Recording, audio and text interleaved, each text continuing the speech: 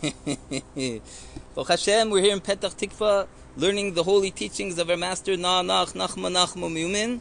We are learning the collection of teachings of Rabbi Nachman of Breslov, known as the Likutay Moharan. We're by the second teaching, and we are up to explaining this teaching in the holy words of the sage of the Talmud, Rabbi Bar Chana. Okay, so the Talmud relates, Amar Rabbi Bar Chana. Rabbi Bar Chana said, Zimna chada hava kazlina bisfinta. One time we were going in a ship. V'chazina nahu kavra, and we saw this fish.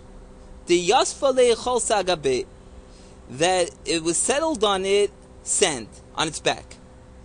V'kadcha agma iluya, and there was like a marsh that was like set baking over there on its back. Savrinan yabeshtu, we thought it was dry land. So they were going in the ship and they see this little island, some sand, and the marsh growing. So they thought it was dry land. V'salkinan, so they went. V'afinan, and they cooked. They baked. V'ashlinan, and they cooked. Agabe, on top of it. V'karcham, and when it got hot, gabe esapech, it turned over. V'ilav dahava mikrava l'svinta, and if we wouldn't have been close to the ship, hava tavinan, we would have sank. Peirush Rashbam, so the commentary that's on the Talmud there explains the Yasva Chalsa Agabe Shayachol Nikvatz Agabo, that I don't even know if this is really brought down in the main Likutay Moharan, but we'll go through it quickly. I don't think it's necessary, but let's just do it quickly. That the sand was gathered on its back, the Kadach Chasavim Alachol, and there was grass growing in the sand. Or I think that's what kadach means. It could mean something else. I'm not sure. And we thought that it was dry land. We thought it was an island. And that's what Rabbi Bar Chana said. Chazinan lahai kavra v'chulu. Okay, so now it's Rabbi Nachman talking. So Rabbi Nachman says, that which Rabbi Bar Chana said, that we saw this fish, because in our exile, kaviyachol, so to speak, HaKadosh Baruch Hu basdaras panim, the Holy Blessed One is in the hidden countenance. Kimoshe Kasuv, as it says in Psalms 30, He starta panecha, you hid your face. Shuhu bechinos rachamim. So the hiding of the face is the hiding of the mercy of God. Upana oref, and so to speak, God turned his back, the back of his neck, shu bechinas din, that this is an aspect of judgment. Okay, judgment is harshness, to be judged. V'chol tfiloseinu v'akashaseinu al zeh shepana oref eleinu, and all our prayers and our requests is for this, that he has turned his neck to us, the back of his neck to us, sheyachzor es panav, that he should return his countenance, his face. K'moshe Kasuv, as it says in Psalms 86, Pnei Elai, turn to me. U'k'moshe Kasuv, as it says in the 4th book of the Torah, Yoyer Hashem Panav, in the priestly blessings. Okay, just to see that, remember this whole Torah is based on the priests.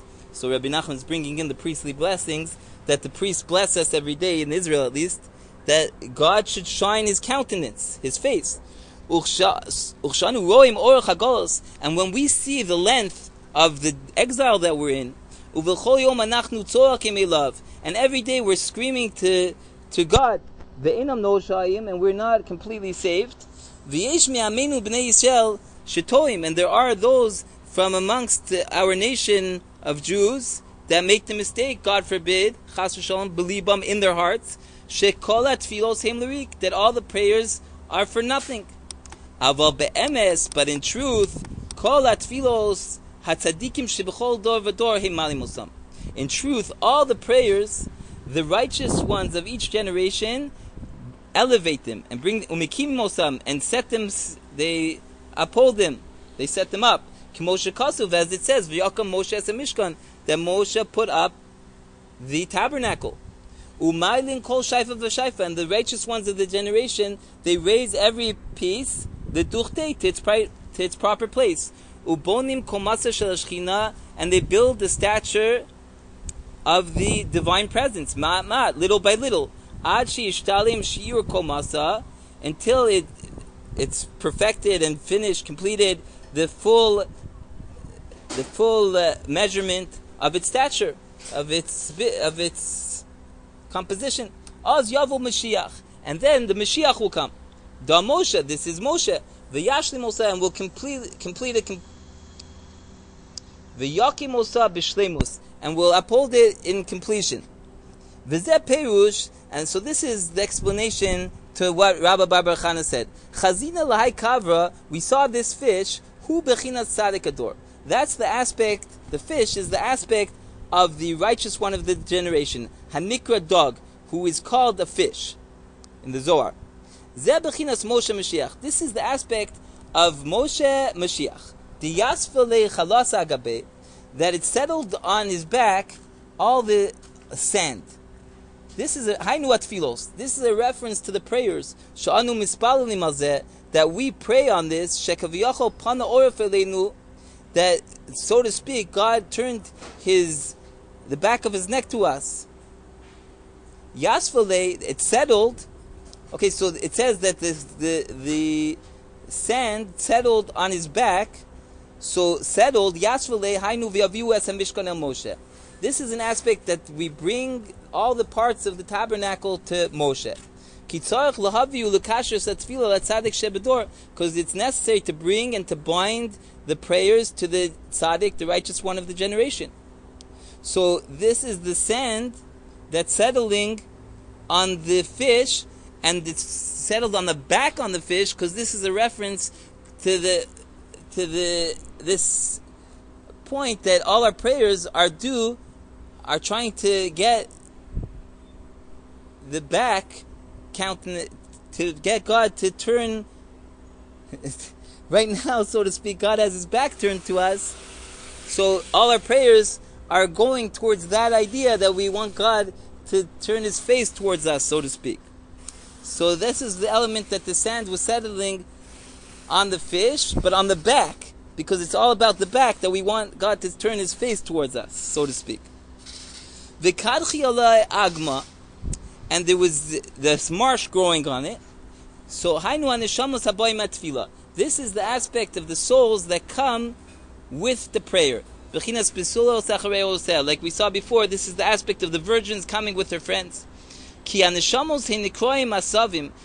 the souls are called grass. As it says in Ezekiel,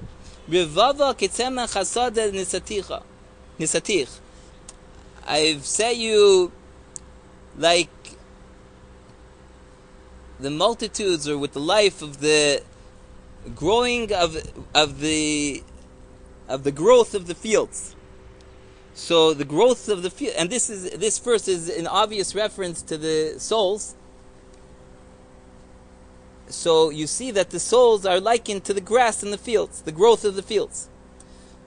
So that's what we saw, that they saw on, Rabbi Bar Chana said they saw on the back of the fish this grass, this vegetation, this growth of grass.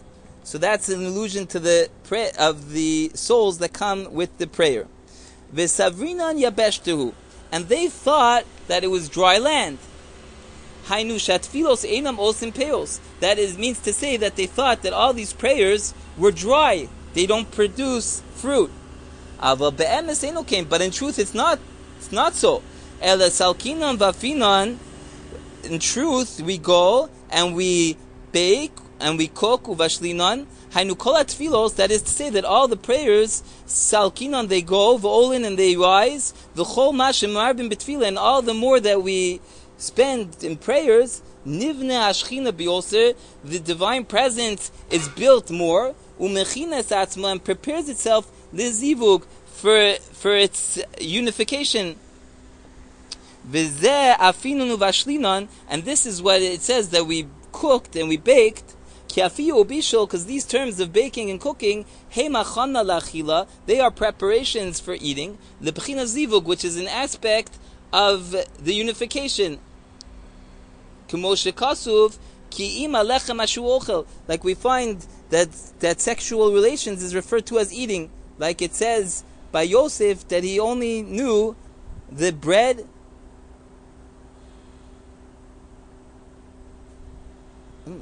that he only knew the bread which he ate. It's not referring to Yosef. It says that Potiphar only knew the bread that he ate. So Yosef was in charge of all of the possessions, but not the wife. So you see that the relationship of man and wife, the unification of man and wife, can be referred to as eating.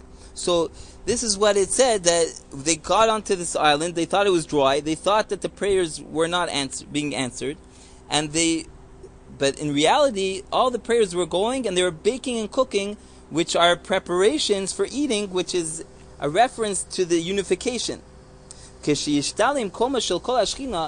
the whole stature of the Shechina will be completed, that is through the multitude and the great amount of prayers, Yichmu Rachmav, God's mercy will be welled up, so to speak.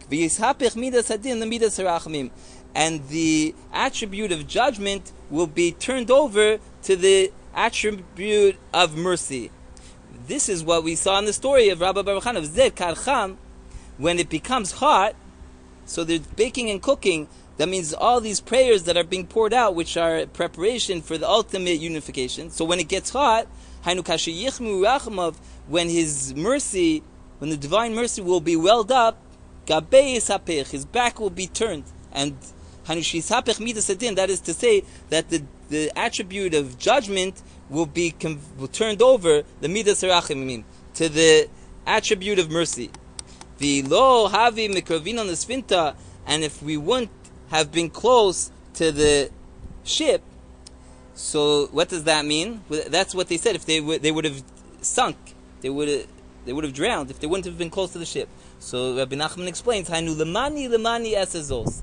God says in Isaiah, "I will do this for my sake." It says twice. For my sake, I will do this.